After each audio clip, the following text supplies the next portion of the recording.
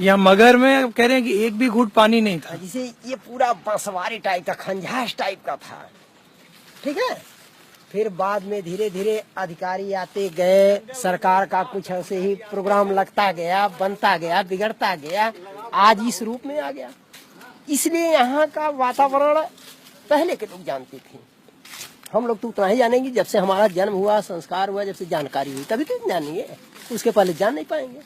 लेकिन हमारे पूर्वजों ने ऐसा बताया, मेरे पिताजी स्वयं बता रहे थे, 105 वर्ष होकर के शरीर छोड़े हैं, और इतना बताया इसके बारे में कि यहाँ पहले जब साहब आए तो एकदम घनिष्ठ पूरा जंगल एरिया था, एकदम जंगल था, और जंगल के बीच में बस करके वो अपना भजन भाव किया करते। कबीर जी, तो मतलब अकेले रहने लगे यहाँ। अकेले वीरान, अरे वो संत थे ना, उनसे क्या लेना देना था। जो भजन करता है उससे कोई पब्लिक से मतलब नहीं रहा। कहाँ से आए छोड़ के? काशी से। काशी से। और उस समय क्यों आए, इसका भी कारण था।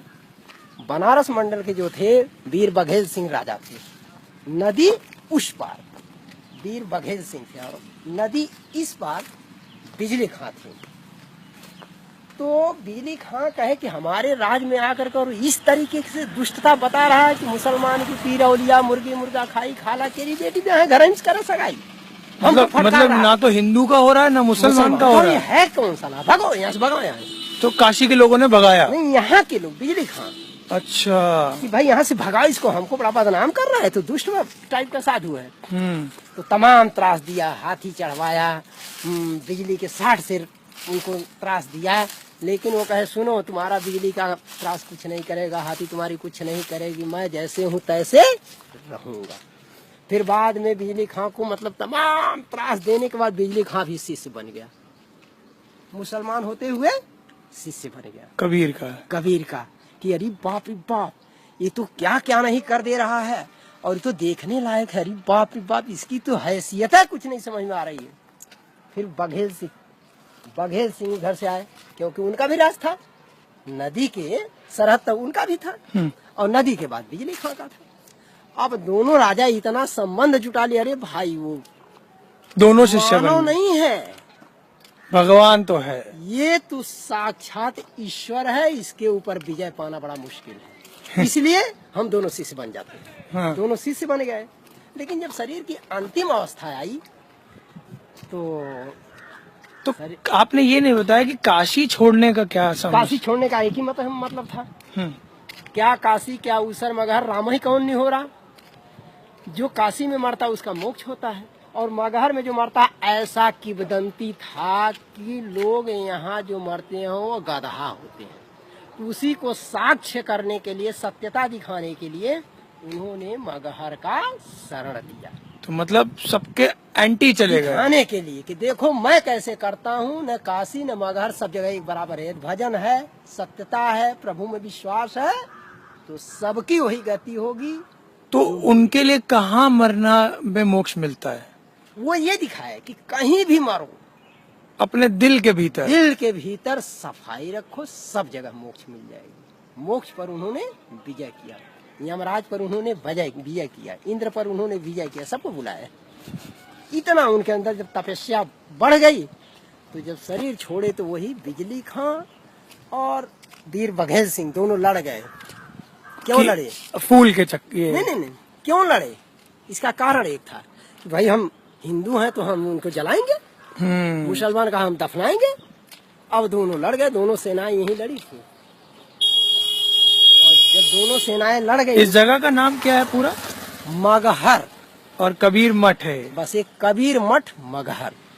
अच्छा। जब दोनों सेनाएं आपस में लड़ गई तो वहां से आवाज होता है, चद्दर जो डाला, अरे मरने के बाद सबके ऊपर चद्दर डाला जाता है, स्वाभाविक है, क्यों डाला जाता है ना? अरे एकदम दुल्हन बनाया जाता है। दुल्हन बनाए। तो जब चद्दर डाला गया, आपस में सेनाएं लड़ रही हैं, दोनों सेनाएं जब लड़ रही तो आवाज आई उल्लास में से, अंदर से, चद्दर के नीचे से।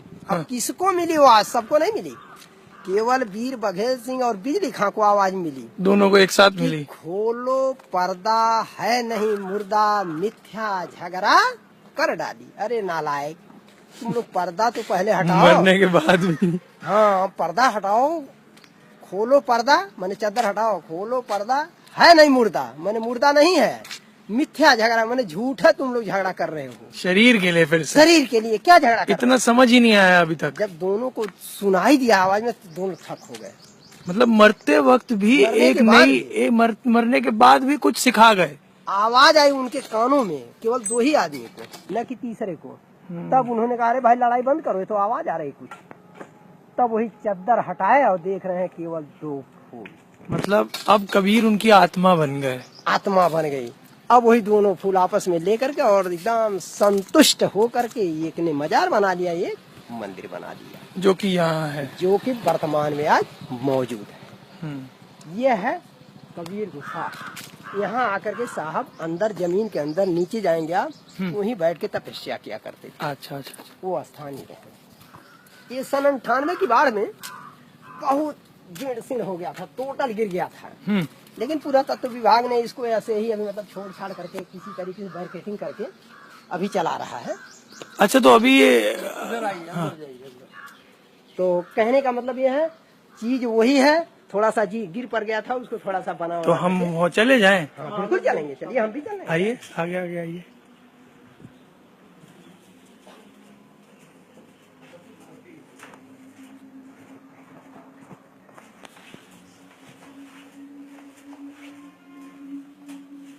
देखिए ये स्थान है, ये पूरा गिर गया था, चटक गया है और टूट गया है, मतलब तो इसको पुनः थोड़ा बहुत मरम्मत करके स्थान को एक तरह से जीवित रखने के लिए ऐसे ही जीर्ण शीर्ण अवस्था में इसको शुद्ध कर दिया। सन 98 में इतनी बाढ़ आई थी, ये सब पानी से डूब गया था अगल पूरा मगहर का अगल बहुत अथाह पानी हो गया था। अभी 98 में और 98 में ये दरक रख गया था, दीवार वगैरह है, मतलब जो भी था, तो इसी को फिर लीप पोत करके मतलब अपना ठीक करा करके और यह था स्थान यही था।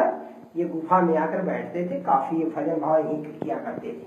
और अच्छा, भजन भाव यही होता था अपना? हाँ, वो जब आते थे गुफा में तो अपना समाधि लगा लेते थे ना, तो समाधि का स्थान ही है। समाधि का मतलब एकदम एकाग्रचित होकर के प्रभु भजन में लीन हो जाना, यही समाधि कहा जाता है। मैं समझ गया, बस लीन हो जाना। हाँ, तो ये स्थान अभी वैसे ही पड़ा है। पुरातत्व विभाग जो है इसको देख रेख कर रहा है। मतलब ऐसा नहीं है कि इसको कोई छेड़छाड़ करे, पुरानी चीजों को यथास्थिति बनाए हुए है और ऐसे ही। पर आपको लगता है कि इस जगह पे जितनी सरकार को हाँ देखभाल करनी चाहिए उतनी है नहीं इस समय? मतलब वही है, कैसे कबीर को कभी उठाए नहीं ना हमारे देश के अंदर। निर्गुण यहाँ उठाते हैं मंच पे वार्षिक भंडारा जब होता है तो विश्व के लोग आते हैं, रूस, अमेरिका, चाइना, सब जगह के आते हैं। यहाँ रिसर्च करने वाले भी आते हैं। अभी तो अमेरिका के आए थे आज के 2-3 साल पहले, 1 महीने थे यहाँ। पता नहीं क्या अपना देखे उसे समझ में नहीं आता उनकी, क्योंकि उनकी इंग्लिश भाषा थी इसलिए। हाँ, और प्लस